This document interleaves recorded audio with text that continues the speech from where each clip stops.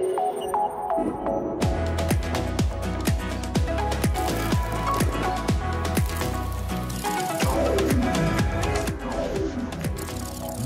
is NAB Show Live.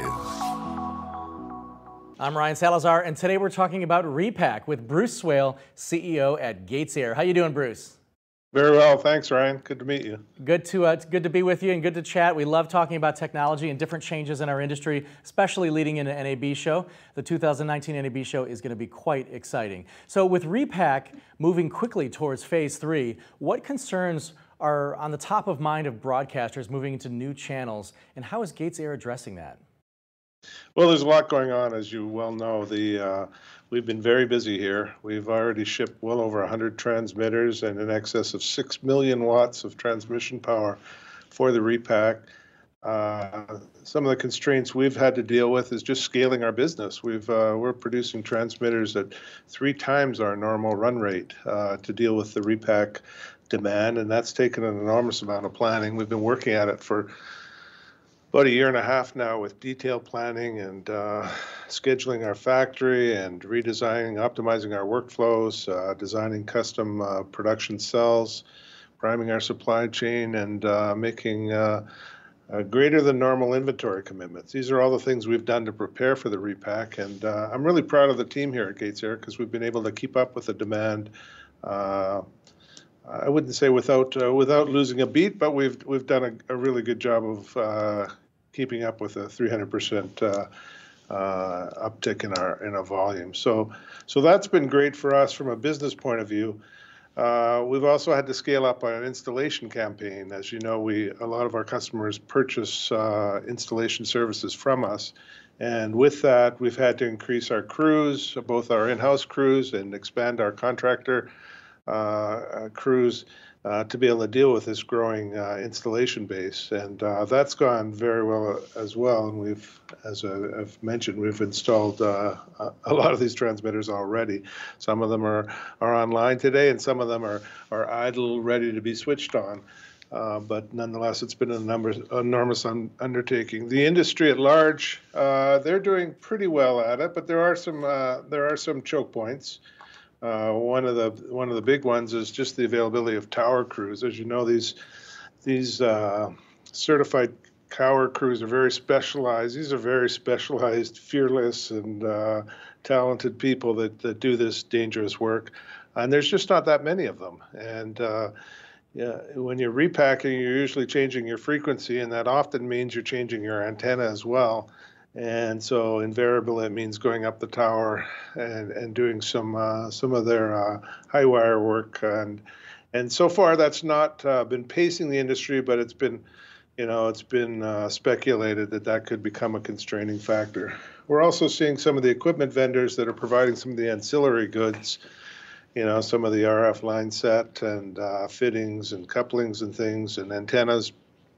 We're hearing they're struggling with some of the demand, maybe a little bit more than we have so far. So these are things that are pacing the industry.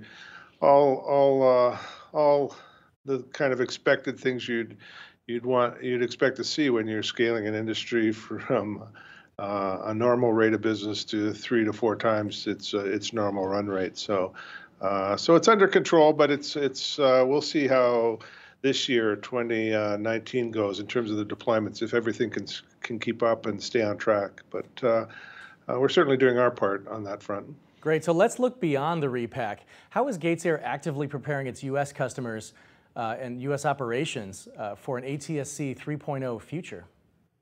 Well, we've been very busy there as well. We're one of the leaders in ATS 3.0. We've been involved from the very start. We've done trials already in North Carolina with WRAL and in Arizona with KFPH. Those are 2 sites that were some of the pioneering test sites for ATSC 3.0. And what's maybe less known is we've actually commercially deployed live in Korea, and we have been for some time with ATSC 3.0. So there, it's not a trial; it's actually a commercial deployment. So we've been very active. We have standards body people on our staff. We have some of our finest minds are on some of the committees.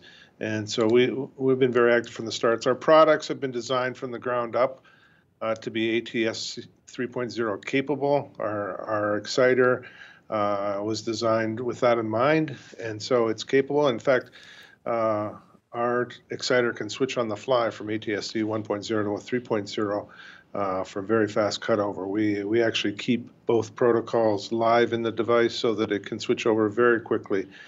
And we also offer power parity, so that when you switch from the different from across the two different types of modulation formats, that your parity, we're parity on power. So those are some of the things we've done, and some of these trials are going to go into secondary and additional phases, and we're participating in those as well. So we're very excited. The technology seems to be in great shape and moving well. We'd be real excited to see start getting more and more commercial traction, I think, and consumers will enjoy that for sure. Excellent. So what new opportunities are taking shape on the radio side of the business that drives innovation at GatesAir today? Well, there's a lot happening there. It tends to get lost a little bit in the last year or so with all the attention on repack. But interestingly, our radio business has had very strong bookings through the first part of this year. And so while we talk a lot about repack, the radio business is doing well. You know, the industry's healthier. It's no secret that some of the major broadcasters went through some financial restructuring. That's largely behind them now. They've got their balance sheets in order, so they've emerged from those I'm sure trying times and are in much better shape. And now they're starting to modernize their networks as needed for just normal maintenance and for new capabilities. On our part of that, we've developed a few new ones. We're always chasing with these transmitters an improved footprint density, you know, better power efficiency, tighter footprint density to respect the real estate that's in the transmission sites. And so we're always pushing that. We introduced a new product last year, 7.5 kilowatt FM product, and we optimized. We did a spin on our 10 kilowatt as well. So these are both air cooled, and then we have a whole fleet of product from 20 to 80 kilowatts that are liquid cooled for those very high power deployments. On the front end side, we introduced a new importer exporter last year that now is shipping. And that product brings together what used to be covered with 2 or 3 separate boxes into a common single package. It's based on an embedded operating system and real-time operating system, so it gets away from some of these desktop platform type deployments and some of the problems that come from that. We're using the 4th generation of the Xperi software, so it's the latest and greatest on that, and we've added a back end to that we call DTAC, our digital time autocorrection capability, and that provides even better improvement on some of the issues that have popped up in HD and some of the time sequencing issues that we're able to dial in even tighter than before. So we're pretty excited about the radio business, but it does tend to fall in the background given all that's going on in the television side of the broadcast. All right, so lastly, and I might throw you for a loop here, I do this to everybody that we're chatting with. When you're in Las Vegas and you're enjoying NAB show, and maybe you guys have an hour or two to kill at night, is there a cool part of town that you like to go to? Because NAB is kind of like an anniversary for everybody every year. You know, you kind of get to see old friends and old folks you used to work with and whatnot.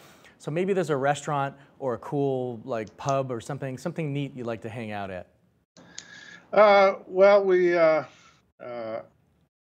I think we tend to go out as a team dinner. We go to an old-fashioned steakhouse that's sort of got a 60s steakhouse vibe to it. So that's a fun place. We go as a team, usually just the night before the show kicks off. So that's a sort of a GatesAir tradition, and we're doing that again this year. So we'll be good and ready for the show. Excellent. Sounds good to me. All right, we'll see you at NAB show.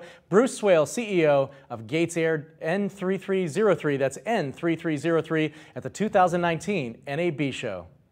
Thanks, Ryan.